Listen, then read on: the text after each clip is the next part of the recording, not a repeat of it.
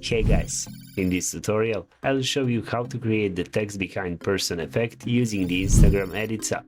It's quick, easy and gives your video a pro look.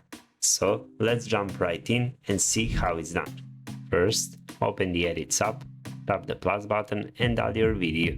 Here is how mine looks before editing.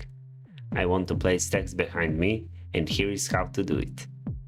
Go to the text tab and type your text. Once you're done, tap here to choose a font. There are lots of great fonts to choose from. I'm going with this one. Next, go to the animation tab and select the style you like. I'm choosing this one, but feel free to experiment. You can also tweak other settings. Then tap done.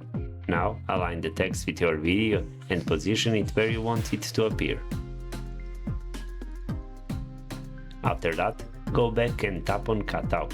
Then select your original video. The app will automatically cut out the person in the video. If you want more control, you can pick a frame and tap select manually. Use the Add tool to mark the object you want to keep, and the Remove tool to clean up any areas you don't. This makes background removal much easier and more precise.